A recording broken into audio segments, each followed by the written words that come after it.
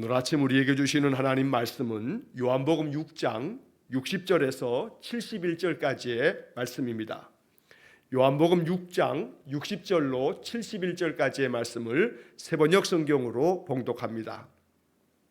예수의 제자들 가운데서 여럿이 이 말씀을 듣고 말하기를 이 말씀이 이렇게 어려우니 누가 알아들을 수 있겠는가 하였다. 예수께서 제자들이 자기의 말을 두고 수군거리는 것을 아시고 그들에게 말씀하셨다. 이 말이 너희의 마음에 걸리느냐?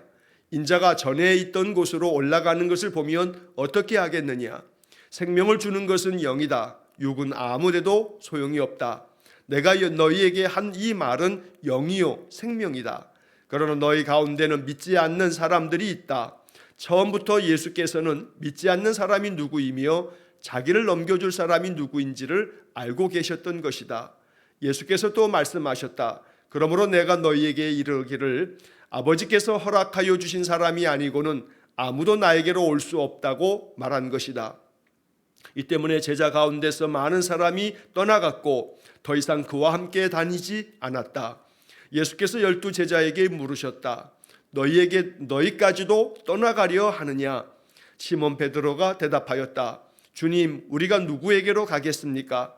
선생님께는 영생의 말씀이 있습니다. 우리는 선생님이 하나님의 거룩한 분이심을 믿고 또 알았습니다. 예수께서 그들에게 대답하셨다. 내가 너희 12를 택하지 않았느냐? 그러나 너희 가운데서 하나는 악마이다. 이것은 시몬 가룟유다의 아들 유다를 가리켜서 하신 말씀인데 그는 12 제자 가운데 한 사람으로 예수를 넘겨줄 사람이었다. 아멘. 자, 지난 월요일서부터 오늘 이 금요일까지 요한복음 6장의 말씀을 우리가 길게 지금 묵상하고 있습니다. 오병이어의 기적의 이야기를 통해서부터 시작되어졌던 이 요한복음 6장의 이야기는 예수님께서 갈릴리를 건너서 가버나움 그 지역 회당에 들어가셔서 많은 말씀으로 복음을 전하시면서 예수 그리스도를 나타내 주셨습니다. 예수님께서는 친히 나는 하늘에서 내려온 떡이다, 내가 생명의 빵이다 라고 하는 말씀을 들려주시면서 이해하기 어려운 말씀들을 선포하시기도 하셨습니다. 내가 줄 빵은 나의 살이다. 또 내 살을 먹고 내 피를 마시는 사람은 내 안에 있고 나도 그 사람 안에 있다. 이런 말씀들은 참 이해하고 받아들이기 어려운 말씀입니다. 인자의 살을 먹지 아니하면, 인자의 피를 마시지 아니하면, 이렇게 주님께서 살과 피에 대한 이야기를 하시면서 내 살, 내 피를 먹고 마시는 사람들에게 영생이 있다라고 하는 말씀들은 사람들의 마음속에 또 예수님을 따른다고 하는 제자들 속에도 그 이야기들이 너무나 어렵게 느껴졌던 겁니다. 자, 그래서 오늘 본문의 60절부터 71절까지 이제 6장의 이 마지막 이야기는 예수님의 그 생명의 빵이라고 하는 이 말씀들을 받아들이기 어려웠던 사람들이 나타내는 반응을 이야기하고 있습니다. 한 부류는 결국 예수님의 말씀이 너무 어렵다 하고 그 말씀이 마음에 걸려서 예수님을 떠나가 버리고 맙니다. 그러나 또 한편 예수님의 12 제자들은 계속 예수님 곁에 머물면서 영생의 말씀이 주님께 있는데 우리가 어디로 가겠습니까? 하면서 주님 곁에 머무는 선택을 하게 됩니다. 그래서 오늘 본문의 이야기에서 우리는 떠나가는 사람들과 머물러 남아있는 사람들의 이 두 반응 속에서 마음 가운데 우리가 가야 할 길을 정해야 되겠습니다. 자, 그래서 오늘 본문의 말씀을 통해서 우리가 더욱 깊이 마음속에 묵상해야 할 것은 베드로가 이야기해 준 것처럼 영생의 말씀이 주님께 있는데 우리가 어디로 가겠습니까? 라고 하는 이 베드로의 고백이 우리의 신앙 고백이 되고 이것이 우리 안에 복음으로 들려지기를 간절히 축원합니다. 자, 본문의 말씀에 먼저 60절 이야기에 보게 되면 예수의 제자들 가운데서 여럿이 이 말씀을 듣고 말하기를 이 말씀이 이렇게 어려우니 누가 알아들을 수 있겠는가? 라고 이렇게 수군거립니다. 자, 여기서 이 말씀을 듣고라고 했을 때 이 말씀이라고 하는 것은 우리가 어제까지 쭉 살펴보고 있는 예수님께서 생명의 빵이라고, 하늘에서 내려온 빵이라고, 개역개정 성경에서는 떡이라고 이렇게 번역하고 있습니다만 하나님께서 이 땅에 오신 그 성자 예수님이 하늘에서 내려온 이 세상 사람들에게 대속적 죽음을 통해서 사람을 살려내시는 생명의 빵이 된다라고 하는 영적 메시지가 담겨져 있는 이 말씀들을 너무나 이해하기 어려웠던 겁니다. 자, 그래서 말씀이 이렇게 어려우니 누가 알아들을 수 있겠는가? 여기 말하고 있는 이 어렵다라고 하는 이 단어는 헬란 말로는 스쿨레로스라고 하는 그런 단어인데, 이 단어는 단순히 그냥 어렵다라고 하는 이야기뿐만 아니라 마음에 받아들이기가 거북스럽다, 부담스럽다, 또 이해가 안 된다라고 하는 다양한 뜻을 가지고 있는 단어입니다. 그러니까 예수님 앞에서 우리가 어제 보았던 본문의 말씀에서 인자의 살을 먹고 인자의 피를 마시는 사람은 내 안에 있고 나도 그 안에 있다라고 하는 이야기가 이해하기 어렵습니다. 또 인자의 살과 인자의 피를 먹지 아니하면은 영생을 얻지 못한다라고 하는 말씀들이 너무나 거북하고 부담스러운 말씀들입니다. 어떻게 사람의 살을 먹는가, 사람의 피를 어떻게 마시는가 라고 이렇게 단순히 그 표면적인 이야기만 듣다 보면 오해하기 쉬운 그런 말씀이기 때문에 어렵다라고 이렇게 표현하고 있는 것입니다. 자, 그런데 그 사람들을 일컬어서 60절은 예수의 제자들 가운데서 여럿이 제자들이라고 말하고 있습니다. 그리고 이제 그 이야기의 끝에서 66절에 보면 이러한 예수님의 말씀으로 인해서 66절에 이 때문에 제자 가운데서 많은 사람이 떠나갔고, 제자 가운데서 많은 사람이 떠나갔다. 즉 예수님을 떠난 사람들 중에 제자들이 있었다고 얘기하는 겁니다. 자, 여기서 말하는 제자들이라고 하는 것은 예수님께서 선택하신 사도라고 불리는 12제자를 얘기하는 것은 아닙니다. 12제자들 외에도 예수님을 늘 가까이 따라다니는, 예수님의 말씀을 배우려고 끊임없이 따라다녔던 그런 제자의 무리들이 있습니다.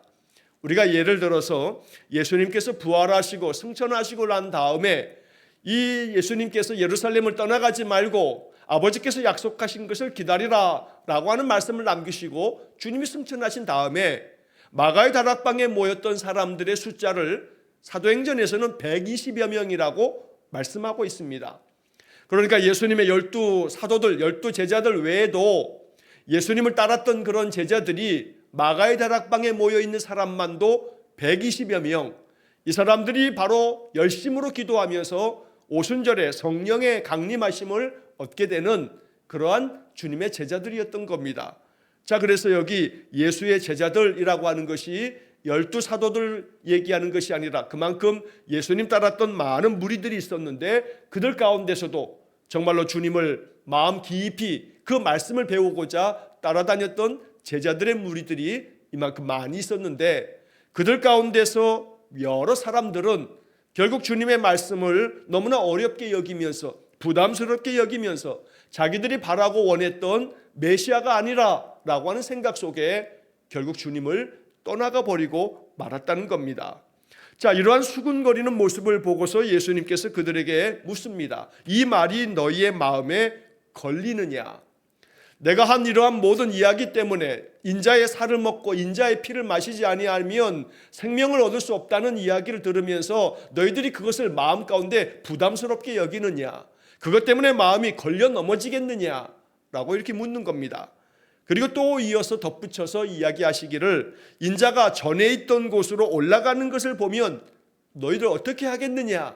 라고 하는 말씀도 들려주십니다. 여기서 전에 있던 곳으로 올라간다. 전에 있던 곳.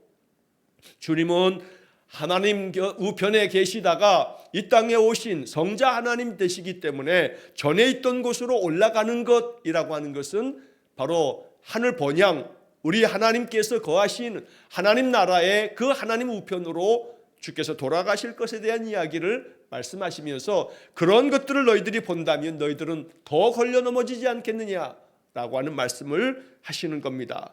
그리고 이제 63절의 말씀에서 이러한 말씀들을 통해 이 제자들이 가져야 할 가장 중요한 이야기를 들려주십니다.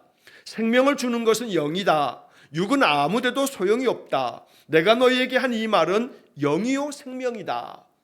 자, 여기서 생명을 주는 것은 영이다라고 말했을 때 이 영이라고 하는 것은 성령을 이야기하는 것입니다. 생명을 주는 것은 결국 인자의 살을 먹고 인자의 피를 마시지 아니하면 생명을 얻을 수 없다. 영원한 생명을 얻는 이들은 내 살을 먹고 내 피를 마셔야 되는데 이것이 너희들의 마음 가운데 부담스럽느냐, 어려우냐, 이것 때문에 걸려 넘어지겠느냐 라고 말씀하시면서 결국 너희들의 마음 가운데 생명을 주는 것, 영원한 생명에 이르도록 하는 것은 결국 육이 아니라 영이다 라고 말씀합니다. 그리고 그 다음 하시는 말씀이 육은 아무데도 소용이 없다. 자, 여기 이 표면적인 이 말씀을 오해해서는 안 됩니다. 예수님께서는 이 육체에 대한 삶에 대한 것은 아무 소용이 없다고 이야기하셨다. 이렇게 단정적으로 말해서는 안 된다는 겁니다. 여기서 말하고 있는 이 육은 아무데도 소용이 없다라고 하는 이 이야기는 육적인 생각, 세상적인 가치, 세상을 따르는 이 모든 육체의 소욕, 이런 것들은 생명을 주시는 영생의 말씀을 이해하고 깨닫는 데 있어서 이것은 오히려 우리의 마음 가운데 이 육체의 소욕 때문에 육체의 욕망과 육체의 정욕과 이런 것들로 인해서 영원한 생명의 말씀을 따르기보다는 결국 육체의 욕망으로 나아가게끔 만들기 때문에 영원한 생명을 얻는 길로 나아감에 있어서 이 육체의 소욕, 육체의 욕망들은 결국 걸림돌이 될 뿐 이것이 오히려 더 영적인 추구하는 삶을 살아가는데 이것이 결코 유익하지 못하다라고 말씀하고 있다는 겁니다. 그러니까 이 육신을 가지고 살고 있는 이 육체의 삶을 부정하시는 것이 아니라 육신의 이 연약함으로 인해서 드러나는 우리의 이 소욕, 욕망, 또 육체적인 모든 이 인생의 모든 세상적인 가치, 이런 것들이 결국 영원한 생명 진리의 말씀으로 나아감에 있어서 걸림돌 된다라고 하는 것을 이야기하고 계시는 겁니다. 그래서 내가 너희에게 말하는 것은 세상의 가치나 세상의 물질적인 번영이나 세상에서 너희들이 추구하는 욕망을 채워주는 그런 것이 아니다. 내가 이야기하는 것은 성령이 우리에게 말씀하시는 하나님 나라에 속한 영원한 생명을 얘기하는 것이다 라고 말씀하고 있습니다. 결국 이 이야기는 오병이어의 기적을 경험하면서 저 사람이 우리의 왕이 되어지게 되면 우리가 이 로마의 압제로부터 자유를 얻고 해방이 되어지고 우리가 다시금 다윗의 시대와 같은 번영하는 나라를 이루게 될 거고 먹는 문제도 해결할 것이고 병든 문제도 고쳐주실 것이고 우리의 모든 문제를 온전하게 다 해결해 주실 자다 하면서 억지로 예수님을 왕으로 삼고자 했던 사람들에 대해서 너희들이 바라고 있는 그 세속적인 욕망, 그런 모든 것들은 결국 생명에 이르는 길, 영원한 생명을 얻는 데 있어서 아무데도 소용이 없다라고 하는 말씀을 들려주시는 겁니다. 결국 그러다 보니 이 많은 제자들의 무리들 가운데서도 자기들이 바라고 원했던 메시아, 정치적으로 로마로부터 우리를 해방시켜 줄 메시아, 우리의 이런 모든 육신의 삶의 문제를 해결해 줄 메시아, 이렇게 바라고 따라왔는데 예수님이 그것이 아니라고 이야기하고 계시다 보니 그들의 마음 가운데 그 걸려 넘어지는 마음이 더 심화되면서 결국 예수를 떠나기로 결정하게 된다는 것입니다. 자, 64절의 말씀에서는 그러나 너희 가운데는 믿지 않는 사람들이 있다. 나를 따라다니면서 지금까지 이렇게 오고 있지만 너희들 가운데 믿지 않는 사람들이 있다라고 하는 말씀을 통해서 주님께서는 주님을 떠나갈 사람들이 있음을 알고 계신다는 말씀을 들려주십니다. 자, 요한은 예수님의 이 이야기를 이렇게 해석을 합니다. 처음부터 예수께서는 믿지 않는 사람이 누구이며 자기를 넘겨줄 사람이 누구인지를 알고 계셨던 것이다. 자, 이것은 요한복음을 쓴 요한이 예수님의 이런 말씀들을 이런 의미로 해석하고 있다는 겁니다. 예수님께서는 다 알고 계신 겁니다.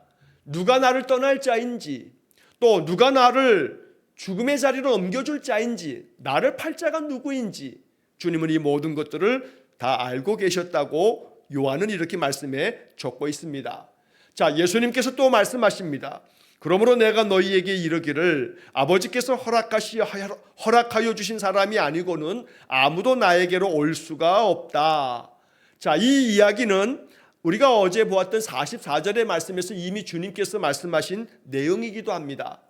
나를 보내신 아버지께서 이끌어 주지 아니하시면 아무도 내게 올 수 없다라고 하는 말씀을 오늘 이 65절의 말씀에서는 아버지께서 허락하여 주신 사람이 아니고는 아무도 나에게로 올 수 없다고 말한 것이다. 이렇게 주님이 두 번이나 반복하여 말씀하고 있습니다. 결국 이 이야기는 하나님께서 허락해 주신 사람이 주님께로 나온다. 나를 떠나지 아니하고 내게로 나오는 사람들은 아버지께서 허락한 사람들이다. 아버지께서 이끌어 주시지 아니하시면 내게로 나올 수가 없다라고 주님이 말씀하신 건데, 결국 믿음의 길이라고 하는 것은 하나님의 은혜로 주어지는 것임을 이야기하고 있다는 겁니다.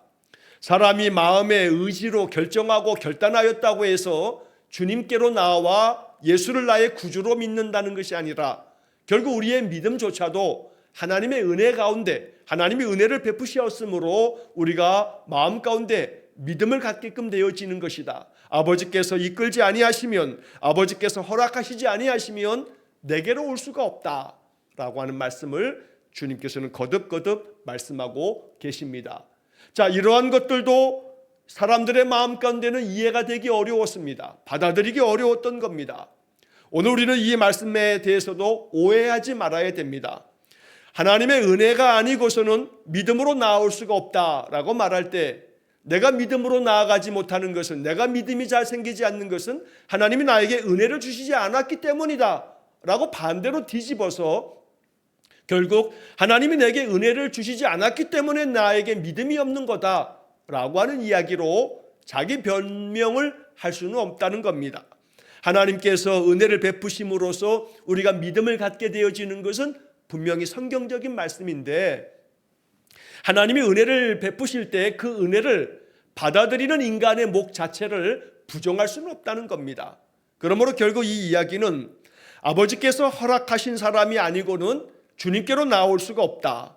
아버지께서 이끌어주지 아니하면 주님께로 나올 수가 없다. 결국 주님께로 나와 예수를 구주로 믿는 믿음이라고 하는 것은 하나님의 은혜로 주어지는 것인데, 하나님이 이렇게 모든 이들에게 값없이 늘 내게로 나오라고 초대하시면서 은혜를 베푸시지만, 그 은혜로 인해서 우리는 믿음의 길로 나아왔지만 결국 하나님 베푸신 은혜를 내가 손 내밀어 감사함으로 받지 않으면, 받아들이지 않으면, 영접하지 않으면 결국 하나님의 초대장은 나에게 아무 소용없는 것이 돼버리는 겁니다.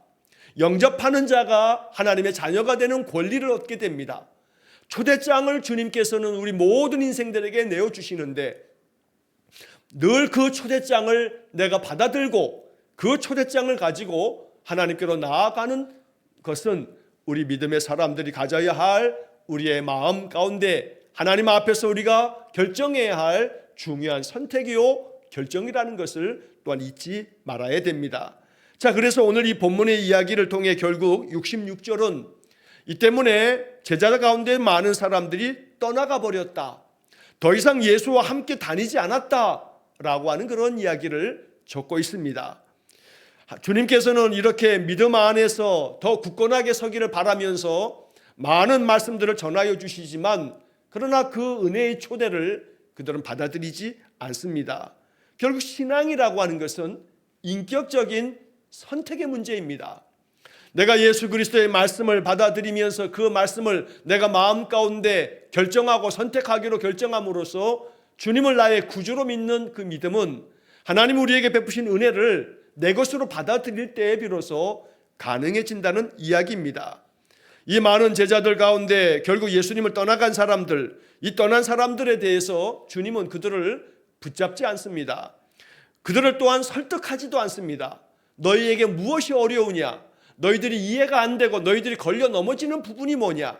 내가 그것을 더 잘 설명해 주마. 너희가 납득하고 이해가 될 수 있도록 내가 설명해 주마 라고 하시지 않는다는 겁니다. 왜냐하면 믿음이라고 하는 것은 모든 것들을 다 이해하고 난 다음에 주어지는 결과가 아니기 때문입니다.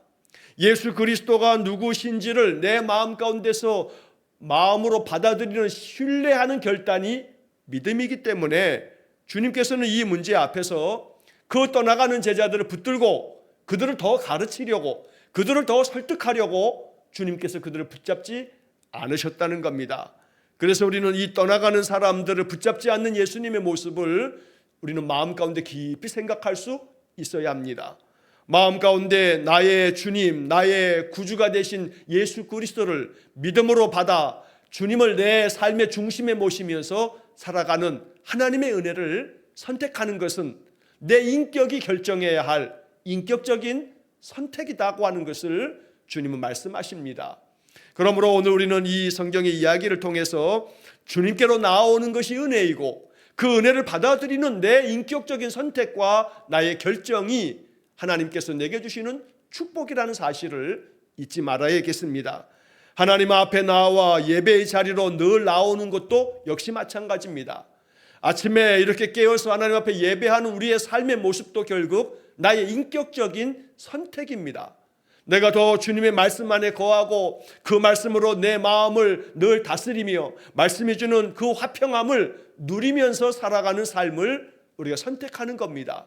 그럴 때 주께서 우리의 마음속에 약속하신 성령을 기름 붓듯 부어주시고 늘 성령의 감동으로 주의 말씀이 깨달아지고 말씀에서 지혜를 얻게 되고 말씀을 통해서 위로를 얻게 되고 말씀을 통해서 바른 길을 배우면서 우리가 어떻게 살아가야 할지 예수님을 닮아가기 위해서 우리는 어떤 인격으로 나아가야 할지를 끊임없이 말씀에서 우리가 배우게 된다는 것입니다.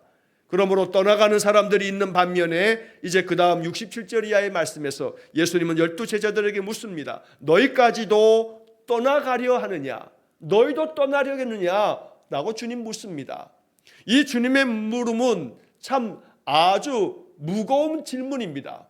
우리에게도 말씀하십니다. 너희도 떠나려느냐? 너희도 결국은 너희들의 원하는 것들이 이루어지지 않으면 나를 떠나가겠느냐? 라고 이렇게 묻는 겁니다. 우리의 마음 가운데 바라고 원하는 육신의 여러 가지 많은 문제들, 물질의 문제가 해결되기를 바라고 건강의 문제가 해결되기를 바라고 우리의 일터와 우리의 사업장과 우리의 가정 안에 하나님 주시는 축복이 임하기를 원하고 이렇게 바라고 원하는 것들이 많이 있는데 그것들이 우리가 원하고 바라는 대로 뜻하는 대로 되어지지 않게 되어지면 너희도 떠나가려고 하느냐라고 이렇게 주님이 묻는다는 겁니다. 이때 시몬 베드로는 주님께 이렇게 말씀합니다. 주님, 우리가 누구에게로 가겠습니까? 선생님께는 영생의 말씀이 있습니다. 영생의 말씀이 있으니 우리가 누구에게로 가오리까? 베드로는 이야기합니다. 결국 이 베드로의 이야기는 예수님께서 마태복음 16장의 베드로의 신앙 고백을 들으시면서 베드로에게 말씀하셨던 그 말씀, 바요나 시몬아 내가 복이 있도다. 이를 내게 알게 한 이는 혈육이 아니요 하늘에 계신 내 아버지시니라. 네가 이렇게 신앙 고백, 주는 그리스도시여 살아계신 하나님의 아들이십니다라고 하는 이런 고백을 하게 된 것은 혈육이 아니고 너에게 이것을 알려준 것은 하나님 아버지시라 라고 주님께서는 말씀해 주셨습니다. 여기 지금 68절의 베드로의 이 고백도 마찬가지입니다. 영생의 말씀이 주님께 있는데 우리가 누구에게로 가겠습니까? 베드로 이렇게 이야기합니다. 살리는 것은 영이다 라고 하는 말씀처럼 결국 베드로는 영생의 말씀이 있으니 내가 세상적인 그 어떤 소욕, 세상의 어떤 욕망, 세상에 내가 누리기를 원하는 세상의 그 어떤 것들이 결국 무슨 소용이 있겠습니까? 영원한 생명의 말씀이 주님께 있으므로 나는 이 영원한 생명의 말씀을 붙잡기 위해 주님 곁에 머물겠습니다 라고 베드로는 선택하고 있다는 겁니다. 그리고 이어지는 베드로의 신앙 고백은 69절에서 우리는 선생님이 하나님의 거룩하신 분이심을 믿고 또 알았습니다. 여기에 요한복음의 아주 특징적인 말씀이 또 한 번 기록됩니다. 믿고 또 알았습니다. 믿는 것과 아는 것을 아주 강조하고 있는 것이 요한복음의 아주 중요한 특징이기도 합니다. 예수 그리스도를 믿는다라고 하는 것은 예수 그리스도를 아는 것이고 이 안다는 것은 경험을 통해서 내 삶 속에서 실증적으로 주님이 나의 구주이심을 마음으로 받아들이는 것을 이야기하는 겁니다. 그러므로 베드로의 이 신앙 고백이 우리의 신앙 고백이 되기를 간절히 소망합니다. 베드로가 예수님이 말씀하셨던 인자의 살을 먹고 인자의 피를 마시는 자가 영원한 생명을 얻는다는 이러한 아주 심오한 말씀들을 베드로가 다 이해한 것은 아닙니다. 이렇게 인자의 살과 인자의 피를 먹고 마셔야 된다라고 하는 이야기가 예수님의 대속적인 죽음이라고 하는 것을 베드로가 다 알고 이게 다 이해가 된 다음에 고백한 이야기가 아니라는 겁니다. 결국 이 베드로의 이 이야기 속에서 우리는 이해가 되었기 때문에 베드로가 이렇게 말한 것이 아니라 예수 그리스도의 그 말씀들을 마음속에 받아들이기로, 그것을 믿음으로 받아들이기로, 신뢰하기로 결정했기 때문에 베드로가 이러한 고백을 할 수가 있었다는 겁니다. 결국 이해가 되었기 때문에 고백하는 것이 아니라 예수 그리스도를 신뢰하기 때문에 이러한 믿음의 고백으로 하나님의 거룩하신 분이십니다, 영생의 말씀이 주님께 있습니다 라고 베드로는 고백할 수 있었던 겁니다. 우리의 신앙, 우리의 삶이 이와 같기를 간절히 축원합니다.